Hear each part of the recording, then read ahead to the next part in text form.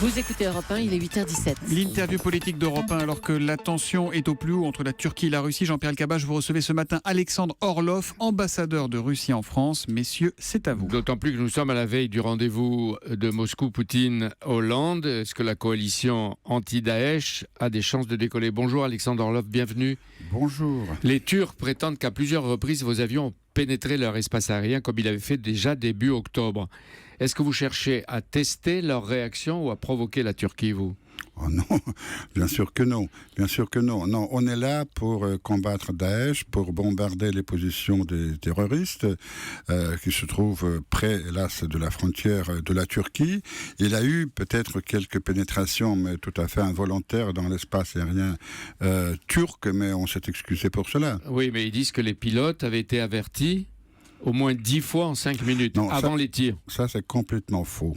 Complètement faux, puisque l'avion russe a été abattu lâchement de dos. C'est-à-dire, ils ont tiré de dos dans l'avion. Sans prévenir, d'après vous. Sans prévenir. Et ce qui est quand même important, qu'entre les militaires russes et turcs, il y a une liaison. Ils pourraient prévenir en disant, attention, votre avion est en train... Et vous dites, vous, les Russes, qu'ils ne l'ont pas fait, non, les Turcs. Non. Et est-ce que vos bombardiers désormais vont être accompagnés d'autres avions pour les protéger, ou est-ce qu'ils vont voler tout seuls? Bien sûr. Désormais. Oui, désormais, on va tirer les conséquences, et désormais, nos bombardiers vont être accompagnés par des chasseurs qui vont les protéger dans les missions. Et votre bombardier, il allait en mission pour frapper, ou il revenait de mission? Il revenait déjà de la mission. Alors, en abattant votre bombardier avec 2 F-16 d'origine américaine, les Turcs, est-ce qu'ils ne veulent pas punir la Russie parce qu'elle soutient Bachar el-Assad? C'est possible, mais je crois que je vois plutôt d'autres raisons qui sont beaucoup plus graves. Hélas, la Turquie joue un rôle très ambigu dans ce conflit. Il se dit faire partie de la coalition anti-Daesh, mais en fait, c'est un état complice de Daesh. Tous les combattants, tous les armes transitent par la Turquie.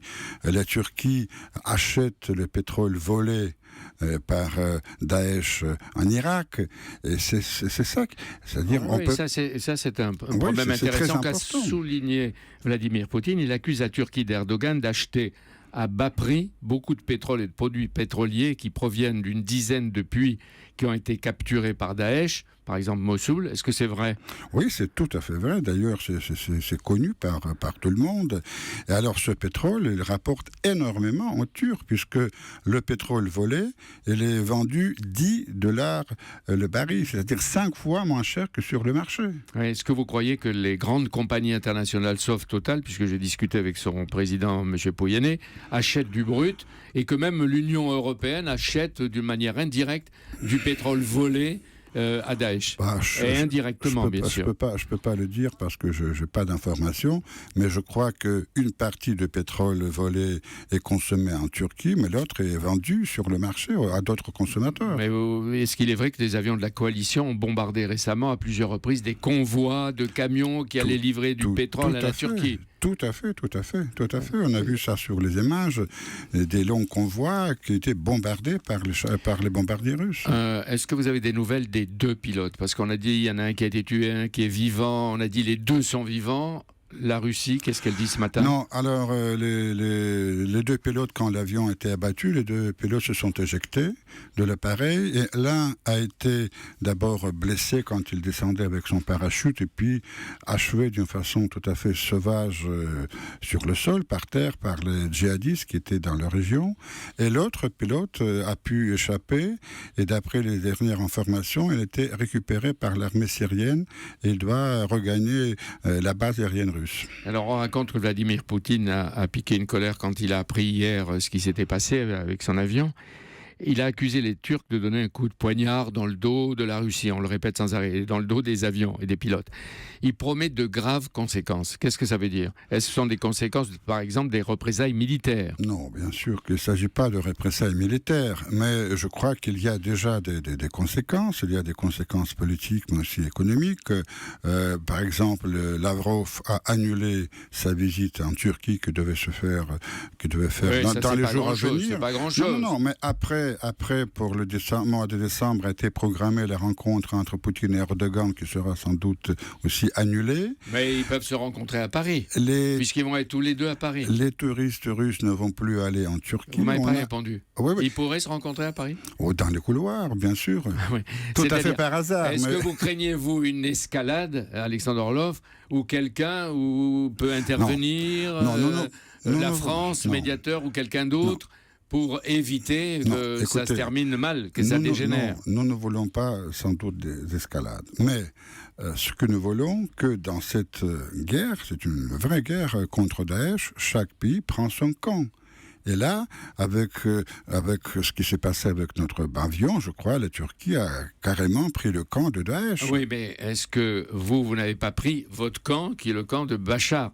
Parce qu'on vous reproche de ne pas consacrer vos frappes aériennes exclusivement contre l'État islamique. Non. Est-ce que là, vous nous dites ce matin, on est clair, on veut taper sur Daesh? Bah, écoutez, on le fait déjà depuis Oui, longtemps. oui. Oh, non, mais Jean-Pierre, vous n'êtes pas sur le terrain quand même. Ouais, pour vous le non dire. plus. Moi non plus, heureusement. Mais je peux vous dire qu'on tape sans doute sur Daesh et les alliés de Daesh. Parce qu'il y a beaucoup... Vous savez, en Syrie, malheureusement, il y a beaucoup de groupuscules djihadistes, pas uniquement Daesh. Toutes les formes de Et terrorisme. toutes les c'est ça? formes, tous ceux qui se battent contre l'État syrien, je dis bien l'État syrien. Bon, Bachar al-Assad, aujourd'hui le président de cet État, demain ça peut être un autre, mais contre l'État syrien, nous les combattons. Est-ce qu'on va vers une escalade ou un compromis possible? Est-ce que vous pouvez vous reparler directement avec les Turcs? Ben, on va reparler sans doute, puisque c'est notre voisin, un voisin important, mais je crois qu'ils doivent adopter une position claire. Alexandre Orlov, ce matin, vous allez rejoindre Moscou et vous assisterez aux entretiens Vladimir Poutine, François Hollande. Je disais, est-ce que la France peut servir de médiateur entre les deux, les Turcs et les Russes, pour calmer le jeu? Mais plus important, est-ce que vous pensez que la coalition unique que la France suggère ou voudrait créer est possible? D'abord, je voudrais dire que coalition n'est pas unique, mais unie. Parce qu'il peut y avoir plusieurs coalitions, mais la coalition unie, ce que nous recherchons depuis le début, et ce qui a été proposé par le président Poutine dans son discours aux Nations Unies le 28 septembre dernier. Je crois qu'aujourd'hui, avec la décision courageuse du président Hollande, cette coalition est du domaine du possible. Et c'est pour cela que le président français vient à Moscou, accompagné par son ministre des Affaires étrangères et du ministre de la Défense, pour parler concrètement... Une grande coalition, Oui. Alexandre Orlov, ou une coordination générale anti-Daesh? Une coalition peut avoir plusieurs formes de coopération. La première, c'est la coordination, et c'est tout à fait nécessaire, mais nous sommes prêts à aller au-delà de la simple coordination pour planifier ensemble des frappes sur les positions de Daesh et constituer pour cela un état-major commun. Un état-major commun avec qui? Avec la France, avec l'Amérique, avec tous les pays qui veulent bien aller dans cette coalition. Et vous mettriez les Turcs aussi dedans? S'ils veulent, bien sûr. Malgré les incidents Bien d'hier? sûr, oui, ils sont les bienvenus. En tout cas, merci d'être venu nous avoir donné toutes ces indications sur la Russie après l'attaque contre votre avion par les Turcs. Merci Jean-Pierre. Merci Alexandre Orlov d'être venu sur Europe 1 ce matin. Demain, c'est Nicolas Dupont-Aignan qui sera votre invité. Vous savez Jean-Pierre. tout, Thomas. Bah, oui, vous avez autour de vous un staff qui me donne toutes les infos, qui m'informe. Merci C'est un Jean-Pierre. bon staff. À demain matin.